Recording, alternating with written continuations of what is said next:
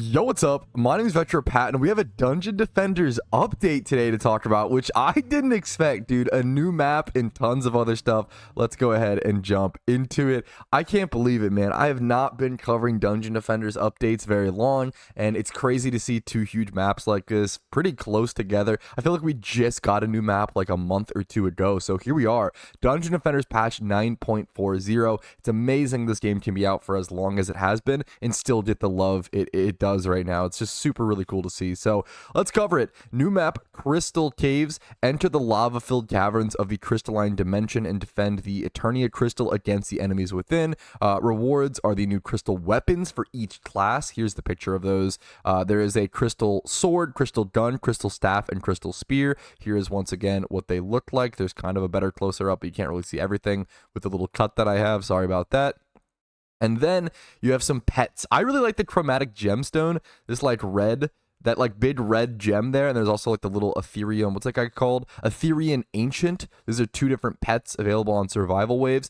I'm assuming this map is going to be really, really hard. Crystal Caves, like, I'm assuming it's similar to Crystalline Dimension. It's literally Crystalline Dimension, but with lava, which looks gorgeous. I mean, look at that. Look at that picture at the very top. It's so ridiculously pretty. I'll check it out in game here at the end of this for a quick sec. Crystal Caves, no towers allowed. The bosses within have disabled your towers. Defend the crystal without them. Has the potential to drop high quality armor into ultimate plus pieces approximately every 32 runs. This is just more continuation of that new map. Palantir added a Squire boss, buffed accessories quality on Palantir to be on par with endgame accessories. I don't think I know enough about this like piece of content. We'll have to see at some point. Quality of life made step towards melee target option a button toggle atop the UI. Default control plus Z. That'll be interesting. So it's whether or not I really like this setting. I turn it off generally.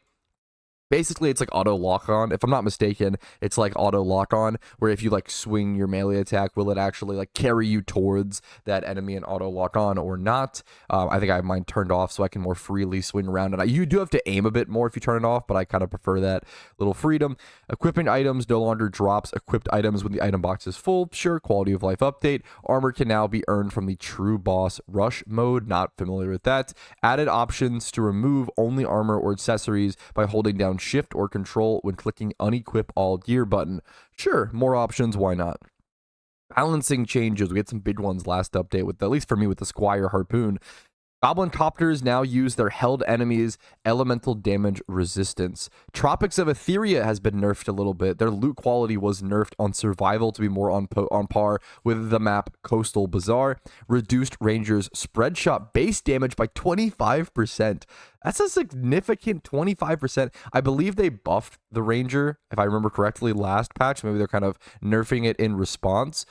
This is a lot, though. That's crazy. I don't play much of the Rangers. I can't really speak on whether it's a good, buff or nerf or whatever. Increased Barbarian's Hawk base damage by 5%. I like this. I like to play my Barbarian. I like the hot stance. I'm in it quite a bit. It increases your attack speed and makes you a lot faster. Huntress Shadow Step now costs 30 mana. I think it cost 0 before. Sure. Reintroduces Huntress invisibility alongside Shadow Step. Wow. So they're okay. So I see. I guess they're buffing Huntress even more, it seems like. Interesting. They kind of replaced these. I think they're doing them both. Apprentice's Overcharge now grants a speed boost. Cool. Changed bonus damage on stabs from 18% to 23% to make it more feasible to beat the Rainmaker. Not familiar enough with that. Apologies. One day I'll learn this game in more depth. Reduced Countess Call to Arch damage resistance by 20%. Crystalline Resurgence 4. Rewards are no longer limited to 1 per account. That's cool. Interesting. It's always cool to have more, I'll be able to get more rewards. It's cool to have some of them be specific and be 1 per account, but it's, I don't know. You know what? Hermit's Whirlwind now grants invulnerability to negative status effect. Hermit's Whirlwind. Gotcha. Implementing a damage nerf for high-end honey guns. I haven't used the honey gun, so I'm not familiar. Shield of Hearts now has a 1-second cooldown for its healing effect. Once again, not familiar with these specific items. Siege mechs are now properly affected by the Hermit's Web Wall. I really like, now this thing I am familiar with. I really like the Web Wall. That's a tower that I've been using when I have a few extra units. I actually really enjoy it. I don't know, I don't think I prefer it over the spiders from the summoner. Obviously, it costing defense units versus summoner units is like something to keep in mind, like kind of a big difference. Yeah, I really like having access to the web wall. Piercing shot, too large when off host. Deeper well map was giving unintended experience. These are just fixes. Fixed frame rate, sure. Experienced orbs and pirate mana tokens now use the same sound as mana tokens. And there's some new bundles in the actual Steam store. Now, I would just recommend whatever like the biggest bundle is that has all of the DLC in Dungeon Defenders. Dude, I would just get that. I feel like it's so important. Unless these are literally just like, I don't think that these are literally just costumes, right? Like I'm pretty sure that I could be wrong. But I guess I have these. I would assume that these, they might just be costumes. But to be fair, certain costumes have like little effects and stuff and little benefits and negatives. You don't have to buy cosmetics. I guess if you can, I guess the positive is if you don't want to buy the cosmetic DLC, if you just want to buy the game affecting ones, you can do that now. That's a really good benefit, honestly, if that's the change. So honestly, super happy with that. And that's everything. That is this update. Let's go in game really quick and check out the new map. See where it's at. Is it going to be under Lost Quests? I feel like all the new maps are always under Lost Quests. Here it is, Crystal Cave. Yeah, it's under Tropics of Etheria. Crystal Cave. No towers allowed, Crystal Cave, because like a whole different challenge. That's crazy. I am probably, I mean, I guess that on easy, the recommended hero level is 80. So like maybe I could beat it on 80. I'm not going to play the map today. I kind of just want to jump into it just to show you guys what it looks like a little more in depth versus what the pictures shown. We can actually go ahead and see obviously the intro screen here. I really like that intro showing how small you are in comparison to the map, into the lava. Let's go ahead and view the map itself. Why are my keybinds are kind of off? Tab isn't showing my map. It's bringing up console command instead. Interesting.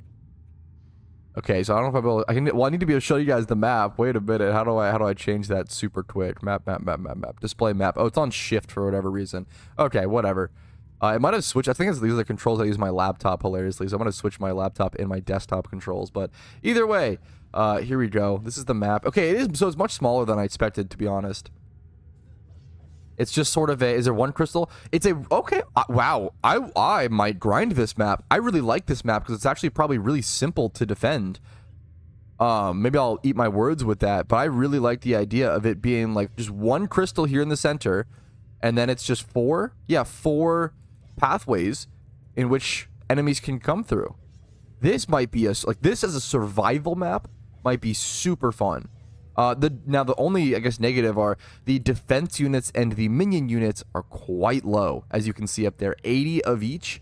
That is quite low, but it's a one crystal. I like simple maps like this that just sort of require min-maxing strategies and stuff like that. And maybe there's also an Easter egg on the map. I feel like Chromatic Games always does like an Easter egg on every single map, it feels like. So we'll keep an eye out for that. But that's it for the new map. Hopefully this was a little bit better of an overview than you guys have seen so far. Make sure to jump in game and check it out yourself if you're interested. If this kind of video was helpful or entertaining to you, make sure to leave a like on it or dislike if it wasn't worth your time. That's okay. And subscribe for more Dungeon Defenders content. I'll be seeing you guys later. Peace, Reno.